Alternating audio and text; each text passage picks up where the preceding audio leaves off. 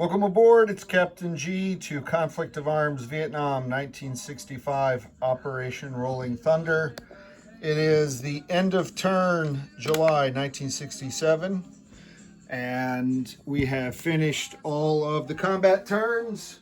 We are in the non-combat place units. So before we place those units, let me just give you a highlight of the non-combat. They went in reverse order of combat initiative, so the Viet Cong went first, basically shuffling the units that were here, not involved in the attacks, down and across, and brought everything in to reinforce these tiles. The U.S. and South Vietnam have to win in 1, 2, 3, 4, 5 tiles, or they do not achieve their victory condition next turn, the end of January 1968. So that's my objective.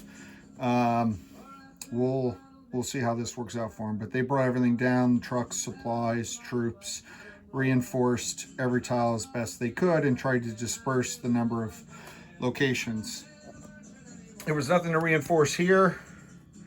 The U.S. maximized bringing ashore what they could. These guys, as we had discussed, could not come ashore. So they're kind of stuck. They brought in as many supplies as they could into this tile, landed the Anzac Marine, brought in some supplies here so they could be transported by APC or helicopter, and then landed in Hue. In North Vietnamese turn, they brought stuff down the Ho Chi Minh Trail, reinforced this tile. The VC had sent their one supply here to help these guys so they can do one attack. And then again, brought everything down, forcing it into Laos. They abandoned this tile because they knew the Laotians had no supplies and could not attack, so they moved up to defend this tile because these guys can draw upon this supply depot, which has a ton of supplies, and invade with artillery support, or can invade with artillery. And then these guys could also come down. And then shucked everything they could down to the cities. Their railroad system is a mess because of the U.S. bombing, but they use trucks. So we'll see where the North Vietnamese focus is going to be on the last turn. And then for South Vietnam, moved their ground units out of here. They brought their supply helicopter that had been intended to just shuck supplies from this city and down. They've decided they don't need that anymore. They've pretty much secured, at least for our purposes, this part of the Ho Chi Minh Trail, breaking the chain. So the supply helicopter grabbed, or the transport helicopter grabbed 2 supplies and brought them down here to give some offensive option and capabilities now for these guys. They wanted to clear out the NVA.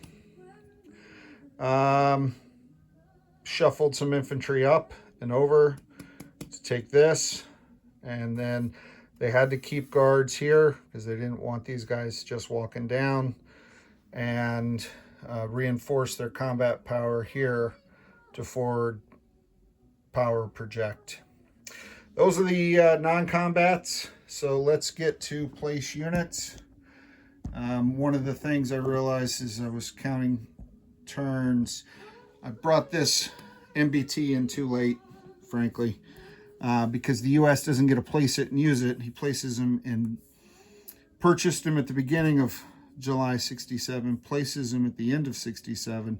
He moves into Saigon in January of 68, and then he can be used for offensive operations in July of 68. So it's a full year from the time I purchased, placed, moved in country before I can use him in an offensive capability. I should have bought him a long time ago, but MBTs are expensive, but they love the Mekong Delta. There's no jungle. So I'm going to bring in the MBT, the infantry, and 1 supply into Saigon. And then the other 2 supplies are going into deployment zone 2. Deployment zones 2. And we're going to put 1 up here, deployment zone 1. And this guy is going into his Anzac, the APC. For South Vietnamese, even though I broke them out between Laos and South Vietnam, I don't have to stick with that on the placements. So I'm actually going to place this as a build of 3. So I'm going to build the Ranger that the US funded and the 2 infantry here, move them forward, because again, I have tons of supplies. And these supplies, 1 supply, 1 infantry, and 1 Ranger are going into Saigon. Going into Saigon. Okay. The remaining 2 infantry are being placed here in Hue and Nha Trang to secure those cities and allow the others to expand out. The Viet Cong. All right. The Viet Cong. I've got 1, 2, 3 supply and 5 infantry. And then also I have from, well, I'll do the Chinese and the Russians last. So the 5 infantry I'm placing in here. South Katri, Perry Ving, Candle, 1, 2, 3, 4. And then the 5th one in Mandalakiri, because I can produce technically 3 units there, which is good because I'm going to put 2 supply, give me options to attack out of here if I need it.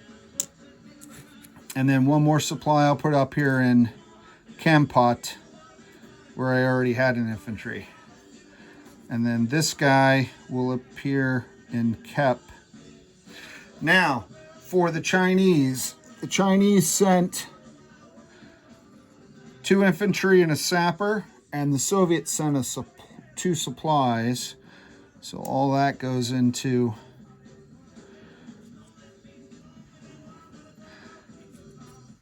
Kep as well.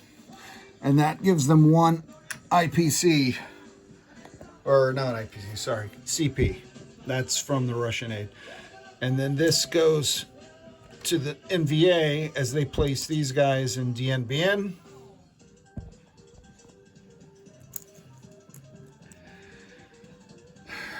This is the bonus Chinese volunteer for having Vin through Ratatouille. So he goes there. And then these 5 infantry, I'm going to place, oh, it's right on the edge of the table. All right, so 2 in Vin. That's their max capacity and the factory is not damaged. I can place 3 in Hanoi when the factory is not damaged, but it is damaged, so I can only place 2 there. And then that leaves me only the 1 left infantry who's going to Haiphong. Easy, easy. I got to roll for this and then collect income and I'm done. So this is the VC. They control 1, 2, 3, 4, 5 tiles despite 6. And count that again. 1, that's Cambodia. 2, 3, 4, 5, 6. So a 6 or less. And this time they're taking a sapper. All right, let's see what he gets. 4. All right, so they can put him anywhere. And they're going to put him here. Actually, yeah, they're not going on the offensive this time. They're not going to take a sapper. They're going to take an infantry. So let me take him off. And the reason being, all they have to do is hold. And for my purposes, they've won this game because they defeated what I wanted the South and the U.S. to be able to do, which is clear this and achieve their victory condition. So that will have been a strategic victory. All right. So collect income. Let's take a look here. We've placed the Russian money and So we look at the CP tracker. The US gets their 26. They're going to start going down when we get into the second half of the war after Tet, and their morale goes down. The North Vietnamese have 13 plus the 6, so they'll have 19 to spend. Thank you, Russia. The Viet Cong have 13 plus the 1, so that's 14. Thank you, Mother Russia. Plus their bonus 6 income, so that gives them 20. Laos, 10 and 11. Okay, and that's it. So that completes 1967. Next up, as we move this to January of 1968, the communists can do the Tet Offensive. It was not my intent that they do that, but I'll think about it between now and the next video. As we go into purchases and then roll for combat initiative for January 1968. This is Captain G, over and out.